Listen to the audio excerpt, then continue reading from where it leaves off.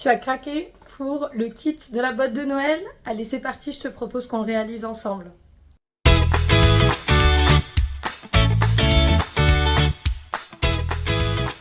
Donc, nous sommes à l'atelier pour réaliser la botte de Noël. Donc, nous aurons besoin du contenu du kit, c'est-à-dire le Sherpa prédécoupé, la botte, les deux morceaux qui vont nous servir à faire l'extérieur, la petite attache dans le même tissu, la doublure et la ouatine thermocollante. Première étape, on thermocolle. Pour cela, j'ai besoin de mes deux morceaux extérieurs et de ma ouatine thermocollante. Je vais mettre face à moi la partie envers de mes bottes et je vais placer la ouatine thermocollante dessus. Donc la partie collante de la ouatine contre la face envers de ma botte. Comment reconnaître la partie collante? Elle va être légèrement rugueuse et légèrement brillante. C'est comme ça que vous allez la reconnaître. J'applique comme ceci et je thermocolle au fer à repasser sans vapeur. Deuxième étape, je vais prendre mes bottes thermocollées et je vais présenter endroit contre endroit mes bottes, comme ceci, en faisant bien coïncider les bords. L'avantage de prendre un kit prédécoupé, c'est qu'il est parfaitement découpé et que du coup, ça va être plus facile. La réussite de la réalisation en couture, ça tient toujours aux petits détails. Donc si déjà c'est bien coupé, vous allez gagner du temps à l'assemblage. Je vais placer des petites pinces tout autour et ensuite, on va piquer. Alors, pour bien coudre nos bottes, donc la ouatine va donner un petit peu d'épaisseur. Utilisez une aiguille standard 80 ou 90, je pense que ça peut être pas mal. Normalement, ça passe sans problème. Concernant la marge de couture, vous avez 1 cm de marge de couture qui est compris. 1 cm étant, regardez, juste ici, c'est le premier trait à droite de mon pied presseur. Il est parfois gradué avec un 10, donc 10 mm. Parfois, il n'y a pas de graduation, mais c'est le premier à droite du pied presseur. Pour démarrer, je fais toujours une marche avant, une marche arrière pour arrêter mon point. Je vais faire tout le tour de ma botte et forcément, je vais laisser ouvert en haut.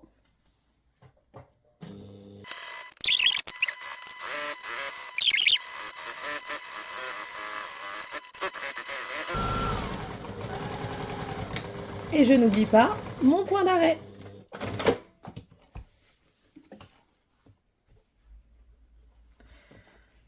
Nous allons cranter cette partie ici qui est arrondie, ce qui va nous permettre quand on va retourner la botte de ne pas avoir de plis qui vont se former.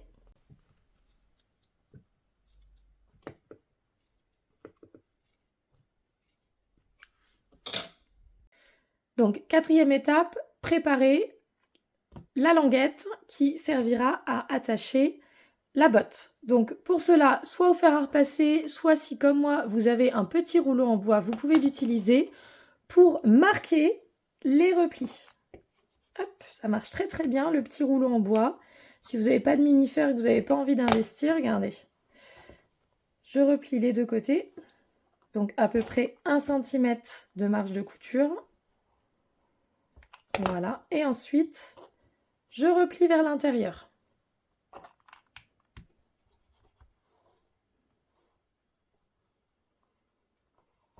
Voilà. Pour coudre, la petite lanière qui va nous permettre d'accrocher la botte. Je vous conseille, même si vous avez pré-plié, de mettre quelques pinces. Ça vous permettra de bien la maintenir. Hop, et c'est parti. Donc là, on ne va pas se placer à 1 cm comme je le disais. On va coudre à 1 ou 2 mm du bord.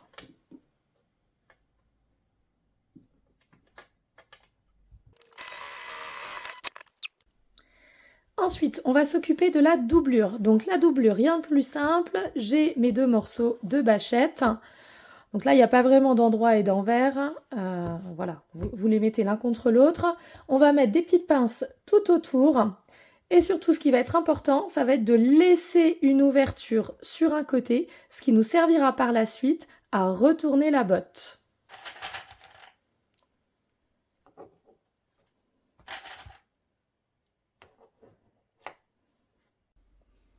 c'est parti pour la doublure. On n'oublie pas de la même manière l'aller-retour au début.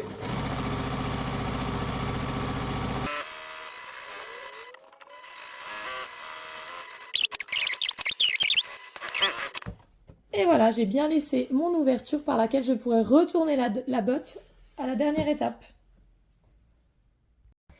Pour cette étape, je vais prendre ma doublure, la doublure de ma botte, mon attache. Je vais plier mon attache en deux et je vais la positionner vers l'intérieur de ma botte au niveau de la couture, côté talon. J'ouvre la couture en deux. Vous pouvez donner de la même manière un petit coup de fer ou un petit coup de rouleau si besoin d'écraser.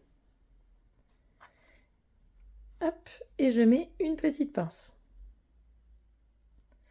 Je vais faire ici une première couture à 5 mm du bord, juste pour maintenir l'attache. Pour le Sherpa, alors pas de panique, prenez votre temps, ça va bien se passer. On va positionner les deux morceaux de Sherpa endroit contre endroit, comme ceci. Et faites bien attention, ce sont les grands côtés que vous allez assembler. Donc ce côté-ci,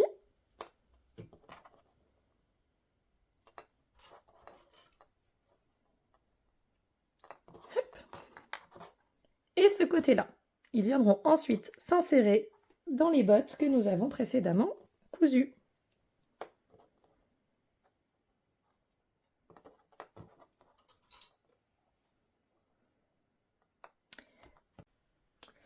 Pour ma part, je couds avec une aiguille standard 80 de marque Schmetz et j'en suis très contente, ça fonctionne très bien avec le Sherpa. Je place mon Sherpa à 1 cm de mon aiguille, donc toujours le premier trait à droite du pied presseur. On a des petits poils, donc c'est bien le bord du tissu que je mets à 1 cm, hein, voilà, sans compter les petits poils. Et c'est parti, je fais mon aller-retour au début, comme d'habitude, je vais coudre tout le long.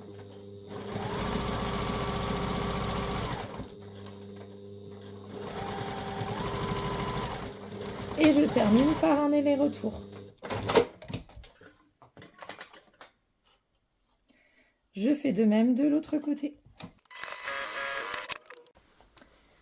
J'ai pris la doublure de ma botte que j'ai mis sur l'endroit, donc face endroit vers moi. Là, on a bien mon attache qui est cousue. Je vais prendre le Sherpa et je vais le glisser dessus, hop, comme une chaussette. Je fais coïncider les coutures que je maintiens par une pince ou une épingle au choix. Je trouve que les pinces sont bien adaptées au Sherpa parce que parfois les épingles, on ne les voit pas, on oublie et on pique dessus et c'est là qu'on casse l'aiguille. De ce côté-là, je fais la même chose, je fais coïncider à ma couture. Vous pouvez bien sûr rajouter des petites pinces tout autour et on va coudre en rond. Pour coudre en rond, si vous le pouvez, c'est le moment d'utiliser votre bras libre. Pour ma part, je n'ai pas de bras libre sur ma machine, je vais donc le glisser comme ceci. Toujours à 1 cm. Et c'est parti. Pas besoin de faire d'aller-retour. Quand je démarre, je le ferai à la fin puisque je couds en rond.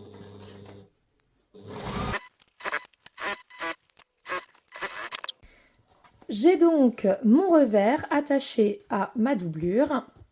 Je vais maintenant prendre ma botte, la remettre sur l'endroit.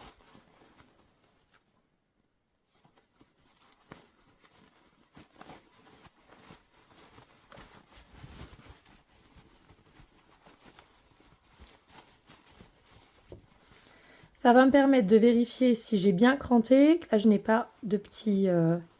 Voilà, regardez, là c'est bien cranté. Et du coup, je n'ai pas de petits plis qui se forment, ça ne tire pas. Si vous n'avez pas assez cranté cette partie-là, vous aurez des petits plis qui vont se former, ça va s'étirer. Donc retournez de nouveau la botte, crantez un petit peu plus loin, en faisant attention bien entendu à ne pas couper la couture.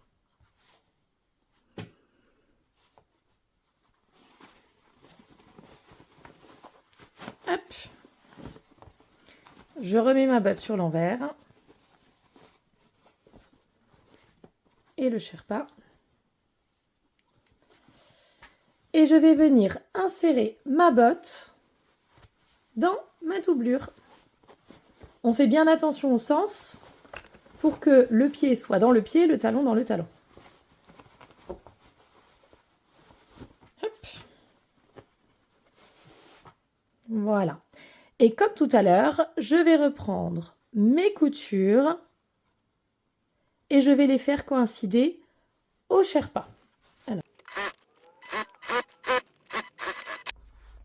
C'est le moment que je préfère. On va assister à la naissance d'une botte de Noël. C'est le moment d'aller chercher le petit trou et de ressortir la botte. Je retourne la doublure. Tac, tac, tac, tac, tac.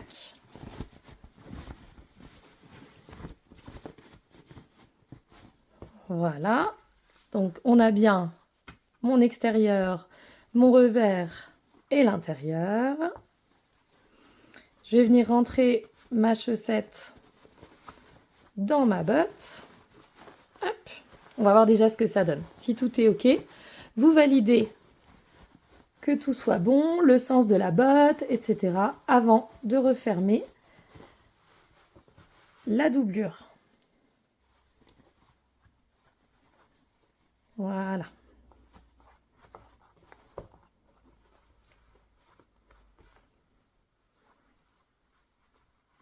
Donc, il faut bien faire coïncider quand je plie mon Sherpa pour que voilà, le revers se positionne bien. Voilà. Donc là, ma botte est quasiment terminée. Hop, mon Sherpa fait un petit pli, le coquin.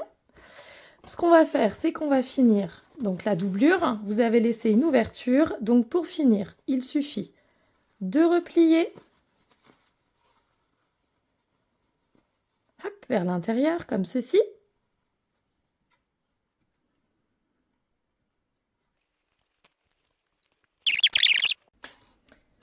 Je surpique à quelques millimètres du bord.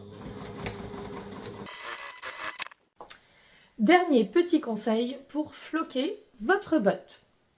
Vous avez reçu dans le kit le prénom de votre choix. Il a été préparé avec soin. Vous n'avez plus qu'à poser le plastique sur la botte et de venir avec le fer à repasser quelques secondes, environ une quinzaine de secondes, pour fixer le thermocollant sur la botte. Mon conseil, toutefois, faites bien attention à la chaleur de votre fer. Pas la peine de mettre sur coton très très fort.